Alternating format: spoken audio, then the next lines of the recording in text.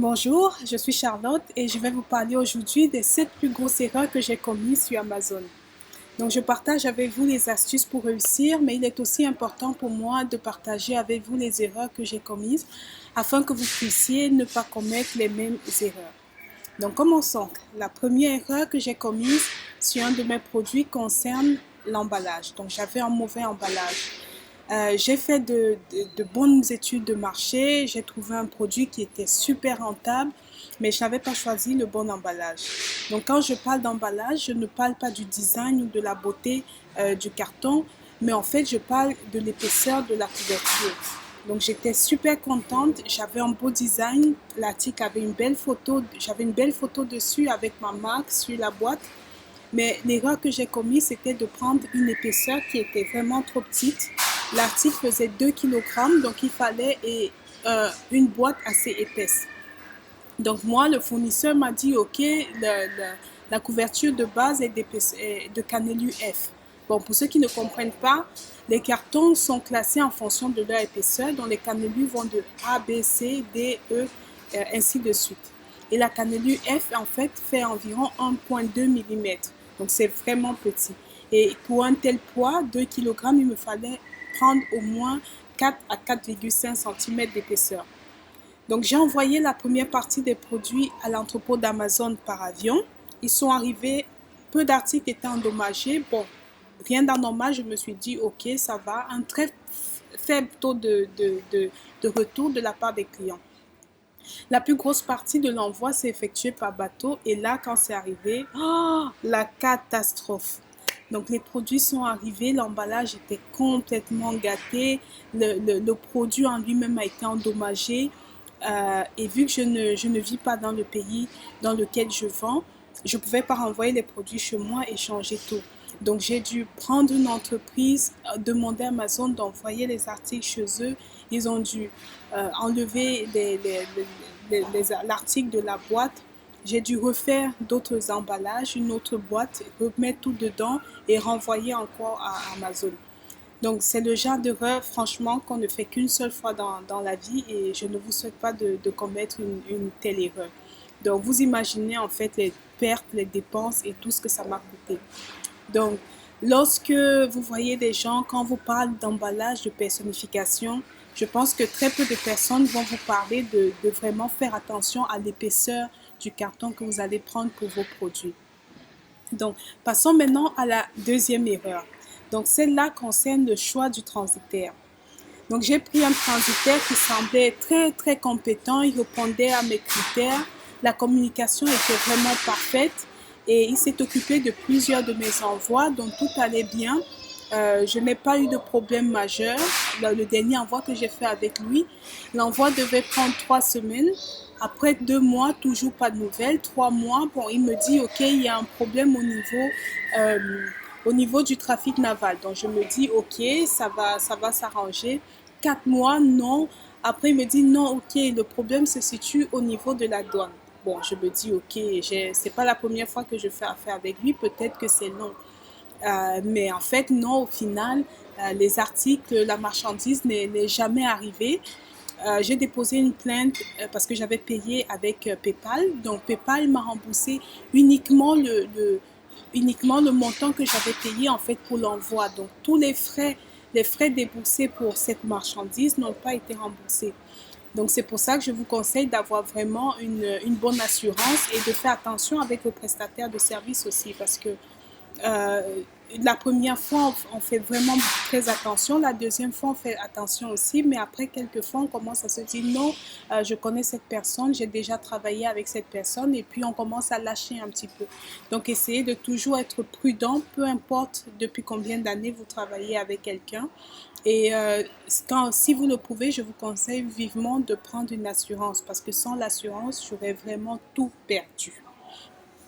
Donc, passons maintenant à la troisième erreur que j'ai commise et je voulais partager vraiment cette erreur avec vous. Et là, ça concerne vraiment la violation de la propriété intellectuelle. Oui, oui, oui, vous avez bien compris. Donc, dans mon cas, en fait, il s'agit plus précisément d'un brevet. Donc, j'ai trouvé un produit qui se vendait bien sur Amazon. Le marché était là, le nombre de compétiteurs, ok, mais pas non plus trop de compétition. Et j'ai décidé de faire un set avec ce produit qui se vendait bien. J'ai vu qu'il n'y avait personne qui proposait en fait un accessoire qui était très complémentaire. Et donc je me suis dit, ok, je vais apporter cette nouveauté et je vais pouvoir me démarquer de la concurrence. Donc il n'y avait personne qui vendait en fait cet article en set comme ça. Donc, j'ai fait toutes les étapes, j'ai fabriqué le produit, j'ai envoyé dans Amazon. Mon listing, il était parfait, le produit se vendait, mais alors comme des petits pains. Et j'étais super contente. Donc, c'est vraiment l'un des produits que j'ai réussi à lancer le plus rapidement. Les clients adoraient le set, tout allait bien. Donc là, un jour, je reçois un message d'Amazon qui me dit que mon listing a été bloqué pour violation de propriété intellectuelle. Mais là, je tombe de nuit, je me dis, mais violation de propriété intellectuelle? Alors là, je me dis, ok, qu'est-ce que j'ai encore fait? Ça doit être une erreur. J'essaie de contacter, j'essaie de parler avec eux. Et en fait, quand je creuse, je me rends compte que bah, le problème, en fait, vient de l'accessoire que j'ai ajouté au produit principal. Donc là, je comprends pourquoi il n'y avait personne qui vendait cet article. Bah, il y avait une personne, mais pas plein de vendeurs. Il y avait des articles similaires avec d'autres designs, mais pas exactement le même. Il était si petit, vraiment beau et il passait vraiment bien. Donc là, mon avocat me conseille d'essayer de m'entendre avec le monsieur, bah, la personne, pour essayer d'avoir une entente à l'amiable le plus possible. Donc après plusieurs démarches, donc le monsieur me dit, OK, je retire ma plainte, vous n'avez aucune autre poursuite, mais par contre, retirez le produit de votre listing. Donc là, je me dis, OK, c'est bon, je retire du listing, j'ai un stock énorme d'Amazon, bon là, je vais quand même pouvoir écouler mon stock, les clients vont recevoir l'accessoire en bonus sans savoir. Après quelques temps, ok, mon compte est à nouveau bloqué. Qu'est-ce qui se passe? Le monsieur il dit non, mais en fait, retirer complètement l'article Il me demande en fait de retirer complètement l'article du set en fait, de ne plus vendre complètement l'article pour lequel il a déposé un brevet. Donc là, je ne pouvais rien faire. J'étais obligée de demander à nouveau de renvoyer les articles, faire en sorte qu'on retire l'accessoire et puis revenir mettre en vente. Donc, juste pour résumer cette petite histoire, vraiment, prenez le temps de regarder les propriétés intellectuelles. Donc, je sais qu'on ne fait pas attention à ce genre de petits détails, mais franchement, il ne suffit pas juste de trouver un produit qui a un fort potentiel, un produit qui se vend bien, un produit, il y a peu de compétition. Si vous ne faites pas attention à des petits détails, là, c'était un brevet, mais ça peut être... là, il avait breveté la forme de l'accessoire. Mais attention, ça peut être une phrase, ça peut être... Vraiment, faites attention à tout ce qui pourrait toucher la propriété intellectuelle. Donc voilà. Maintenant, je vais partager avec vous ma quatrième grosse erreur. Je l'ai commise en sous-estimant en fait les dimensions de mon produit. Donc, je connaissais les bonnes dimensions, je connaissais les dimensions de mon produit, je savais dans quelle catégorie je voulais vendre, je voulais rester dans la catégorie standard.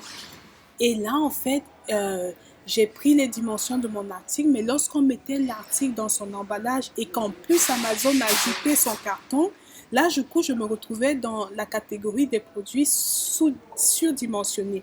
Et du coup, il fallait payer beaucoup plus de frais pour l'envoi.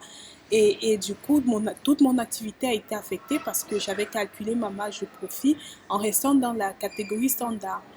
Donc là, juste pour vous dire de vraiment faire attention lorsque vous prenez les dimensions de votre produit. Et en fait, c'est la même chose au niveau du poids. C'est pas juste le poids de votre article ou les dimensions de votre article. Il faut rajouter aussi l'emballage et en plus penser au fait qu'Amazon va rajouter un emballage supplémentaire. Donc voilà ma grosse erreur en fait qui m'a coûté aussi beaucoup d'argent. Donc passons maintenant à la cinquième grosse erreur. Je l'ai commise avec un produit qui avait beaucoup de demandes, un bon profit, mais avec beaucoup de compétiteurs. Pour la publicité, pour ce produit, me coûtait énormément, énormément cher. Donc, un truc à vraiment faire attention, c'est de ne pas rentrer dans une niche qui est vraiment saturée. Parce que là, c'est ça, c'est ce problème-là que j'avais. Je suis rentrée, prenez le temps de vraiment étudier votre marché. N'entrez pas dans un marché qui est saturé où vous allez avoir, ok, vous avez une grande demande, mais il y a beaucoup de compétiteurs. Donc, passons maintenant à la sixième grosse erreur que j'ai commise. Et celle-là concerne le calcul du profit. Donc, c'est une des premières erreurs que j'ai commises et je l'ai commise, je peux dire, sur mon premier produit. Donc, je voulais vendre sur Amazon. Tout ce qui m'intéressait, c'était les ventes. Bon, mon produit se vendait bien, j'avais des entrées d'argent, mais alors aucun bénéfice parce qu'en fait, lorsque j'enlevais les frais d'Amazon, j'enlevais le coût de fabrication du produit, les frais d'envoi, la TVA et en plus le comptable, ben, du coup, il ne me restait rien dans les poches. Donc, faites attention, calculez bien votre profit, prenez le temps et heureusement, en fait, cette erreur, on peut commencer, on peut être moins bon au début, mais on s'améliore en fait avec le temps. Plus vous allez faire ça et plus vous allez vendre, plus vous allez vous... Et en plus vous avez d'articles, ben, certains frais vont en fait se réduire et du coup, votre marge de profit va être beaucoup plus élevée. Donc là, maintenant, passons à la dernière grosse erreur que j'ai commise. Et là, elle concerne la rupture de stock. Oui, je sais que c'est plutôt une bonne chose. Tout le monde se dit, ah oui, un listing qui se vend bien, je veux c'est bien, je ne veux pas trop commander au départ, je n'ai pas assez de budget, j'ai peur que ça ne se vende pas trop. Donc, j'étais dans ces cas-là au début avec mon premier article. Donc, j'ai lancé, en fait, j'ai envoyé 200 unités par avion et 300 unités par bateau.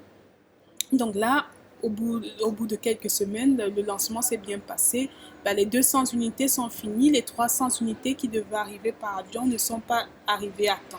Donc j'étais déjà à la première page et le fait d'être en rupture de stock, ben, du coup mon listing, mon classement s'est dégradé. Quand les autres produits sont arrivés, ben, pareil, il fallait encore refaire la pub pour passer à la première page. Ben, c'est de l'argent qu'on perd et voilà. Maintenant, les produits arrivent, je pars sur le marché, ok, je fais de la pub, je me remets en première position, mais là, pareil, il faut recommander.